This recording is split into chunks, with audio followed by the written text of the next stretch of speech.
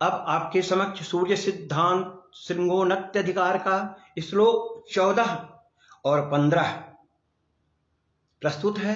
इसमें श्लोक संख्या 14 में जैसा वर्णित है उससे पूर्व में मंगलाचरण से पूर्व एक निवेदन करूंगा। ओम श्री शारदा गणपति गुरुभ्यो नमः।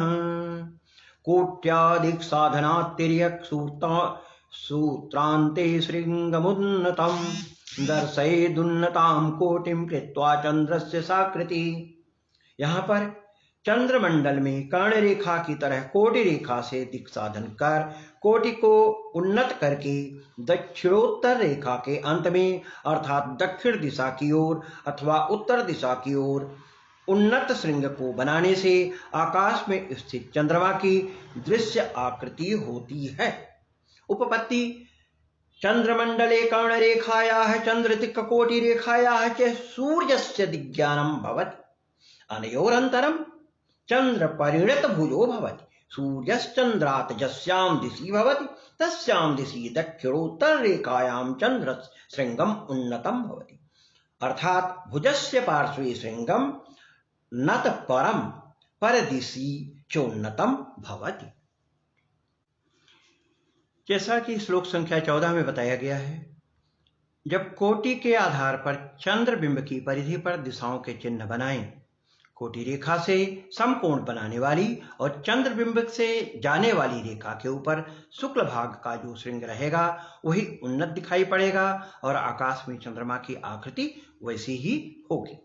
अब श्लोक संख्या 35 में 15 में जैसा बताया गया है, कृष्ण पक्ष से सूर्य की राशि में 6 राशि जोड़ने से जो मान प्राप्त होगा उसे चंद्रमा के भोग्यांश से घटाकर चंद्रबिंब के अशित अर्थात प्रकाशित भाग का साधन उसी प्रकार करना चाहिए। यहाँ भुज की दिशा उल्टी होती है और चंद्रबिंब के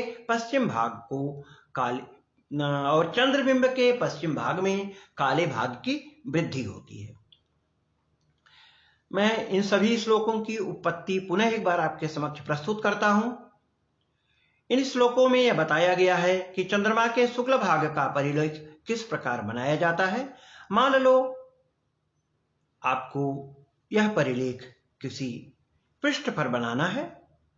अब वहां पर आपको रवि स्थान को निश्चित करना पड़ेगा, जैसा कि ऊपर श्लोक संख्या 6 और 8 में बताया गया है।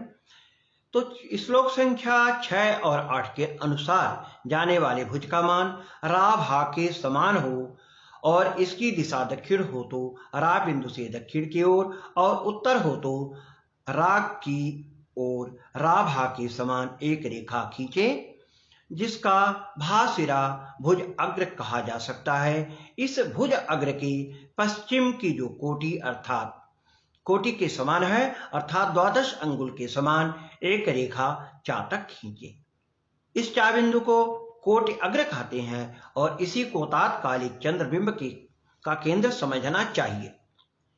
राचा रेखा को केंद्र मानकर तात्कालिक चंद्रबिंब के व्यासार्ध चा पर एक और वृत्त खींचे जो परिलेख से चंद्रबिंब को सूचित करता है। कर्ण रेखा को इतना बढ़ाओ कि वह चंद्रबिंब के दूसरी ओर पातक पहुंच जाए। चा बिंदु से आती हुई एक लंब रेखा पाप ऊपर खींचो जो चंद्रबिंब से दा बिंदुओं पर पहुंचे। इन पू दा पा बिंदुओं को चंद्रबिंब की क्रमानुसार उत्तर दक्षिण पश्चिम दिशाएं समझो। 9वें श्लोक के अनुसार आए हुए चंद्रमा के शुक्ल भाग का जो परिमाण है पू से उतनी ही दूरी पर चा की ओर एक बिंदु छा रखना चाहिए। ऊ छादा बिंदु से होता हुआ जो धनु खींचा जाएगा वही चंद्रमा के शुक्ल भाग का भीतरी किनारा है और उस दिन चंद्रमा के शुक्ल भाग की वही आकृति होगी जो ऊ छादा और ऊ पूदा धनुओं के बीच है। ऊ छादा धनु खींचने के लिए यह रीति बताई गई है। ऊ को केंद्र मानकर छा पर धनु खींचो और छा को केंद्र मानकर ऊ पर धनु खींचो। इस तरह दोनों धनुओं के जोग बिंदुओं को मिलाने वाली रेखा खींचो। इस प्रकार दा और छा बिंदुओं पर भी धनु खींचकर उनके योग बिंदुओं को मिलाने वाली रेखा खींच दिया। यह दोनों रेखाएं जहां आप चंद्रबिंब के भीतर काटें उसको केंद्र मानकर छा बिंदु पर जो धनु खींचा जाएगा वह ऊदा छा बिंदुओं को स्पर्श करेगा और वहीं चंद्रमा के शुक्ल भाग का भीतरी किनारा होगा। ऊछादा बिंदुओं पर जाने वाले वृत्त को केंद्र की जाने का केंद्र जानने की रीति रेखागणित की रीति से मिलती जुलती है, क्योंकि धनुओं के योग बिंदुओं को मिलाने वाली रेखाएं ऊछा दाछा रेखाओं की समविभाजक लंब रेखाएं हैं, जिसका संपात बिंदु ऊछादा वृत्त का केंद्र है। चित्र में का बिंदु इस रीति से स्थिर किया गया है। अब का को केंद्र मानकर का छा त्रिज्या से ऊछादा धनु खींचा गया और ऊछादा को क्षेत्र की आकृति जानी गई, जो चंद्रमा के शुक्ल भाग की आकृति है। उसमें ऊदा चंद्रमा के श्रृंग हैं। यह जानने के लिए कि कौन श्रृंग उन्नत अर्थात उठा हुआ है, चंद्रबिंब की दिशाओं में दूसरी कल्पना करने पर 14वें श्लोक में जैसा कि बताया गया है उसके अनुसार कोटि अग्रचा से भुजा पर भारा के समांतर एक रेखा खींची जाए। जो श्रृंग इस रेखा के ऊपर होता है वह उन्नत कहा जाता है, और जैसा कि चित्र के माध्यम से उसको उत्तर श्रृंग उन्नत है ऐसा दिखाया गया है। चित्र के से स्पष्ट है, यदि भुज की दिशा दक्षिण हो तो चंद्रमा का उत्तर भुज उन्नत होगा, यदि भुज की दिशा उत्तर हो तो चंद्रमा का दक्षिण श्रृंग उन्नत होगा। परंतु यदि भुज शून्य हो अर्थात ना उत्तर हो ना दक्षिण हो तो चंद्रमा का कोई भी श्रृंग उन्नत नहीं होगा वरन सम होगा।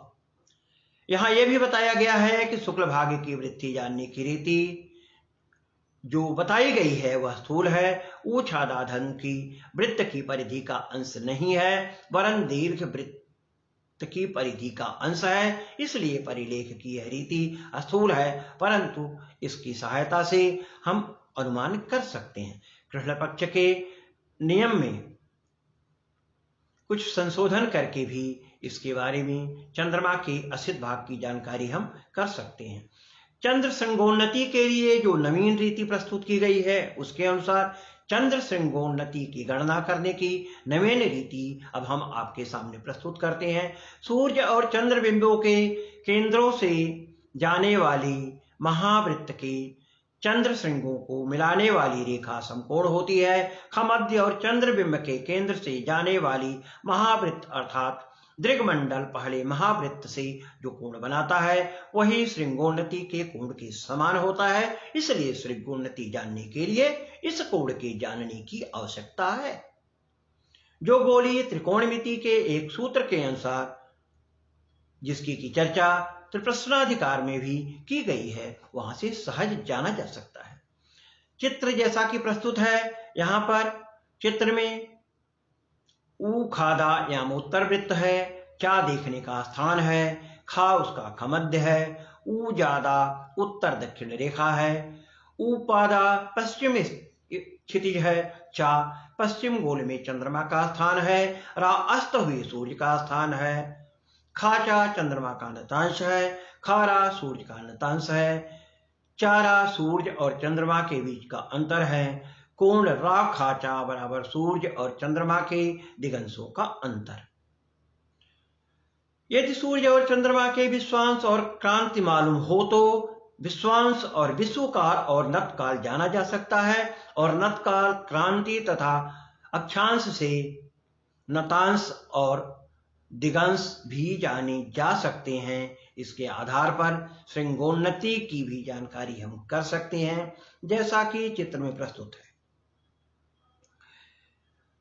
अब यहां पर चित्र में बताया गया है, चित्र संख्या 119 में जैसा वर्णित है कि चा चंद्रबिंब का केंद्र, ऊंचा चंद्र केंद्र का ऊर्ध्ववृत्त जिसको दृग्मंडल कहते हैं, राचा सूर्य की दिशा है, काखा गाघा चंद्रमा का शुक्ल भाग, कोण ऊचारा श्रृंगोन्नति का कोण बराबर कोण का चापा, गोलीय त्रिकोणमिति के सूत्र के अनुसार कोज्या चारा बराबर कोज्या खारा गुणे कोज्या खाचा प्लस ज्या खारा गुणे ज्या खाचा गुणे कोज्या कोण रा खाचा। इस सूत्र से जब चारा पर आएगा तब कोज्या कोण खाचा रा बराबर कोज्या खारा माइनस कोज्या खाचा गुणे कोज्या चारा बटे ज्या खाचा गुणे ज्या चारा। कोण खाचारा को 180 अंश से घटाने पर जो मान हमें प्राप्त होगा वही श्रृंगोन्नति का कोण होगा, क्योंकि कोण खाचारा के समान है। यदि चंद्रमा से सूर्य उत्तर होगा तो उत्तर श्रृंग उन्नत होगा, यदि दक्षिण होगा तो दक्षिण श्रृंग उन्नत होगा। यदि सूर्य और चंद्रमा दोनों के दिगंश एक होंगे तो श्रृंग सम रहेगा।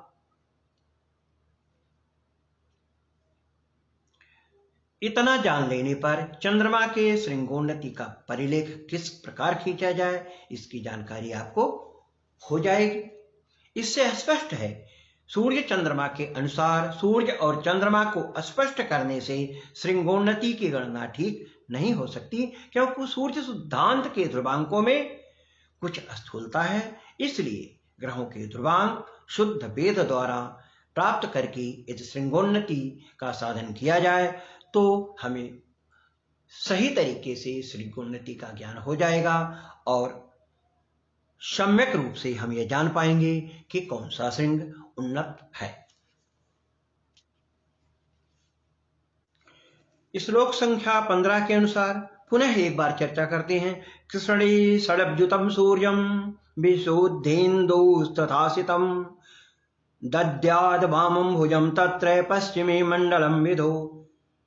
कृष्ण पक्षे अर्थात षडभ्युतम सूर्यम इंदो चंद्रात विशोध्य ततस्तथा सूर्यो न शीतगोरलिप्ता शुक्लम नवशतोद्धृता इति शुक्लांगुल साधन विधिना अशितम कृष्णांगुलमानं साध्यम तत्र परिलेखे भुजम वामं विपरीतम दक्षिणम उत्तरम दक्षिणतो दद्यात् तथा च विधो मंडलम चंद्रबिंबम पश्चिमे फलके कुड्ये वा पश्चिम भागे लेख्यम कर्णकोटियुतौ शुक्लान्य कपालीयम बिंबम लेख्यम इत्यर्थ।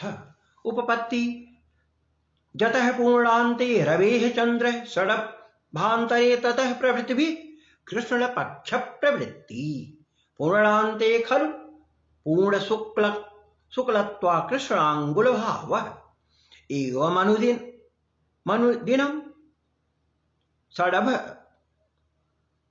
रवेश्चंद्रांतरस्योपचया दवान्ते यदा षड रशित चंद्र षडभान्तरे अंतराभावात् भवति तदा पूर्णं चंद्रबिंबम 12 अंगुलमिति कृष्णं भवति। अतोवान्तरे शीतांगुलनयन वदनुपातेन शीतांगुलानयनं स्यादेव ततः पूर्णचंद्रबिंबाद शीतांगुले विशोधिते कृष्णपक्षेऽपि शीतमानं भवितुम् अर्हति।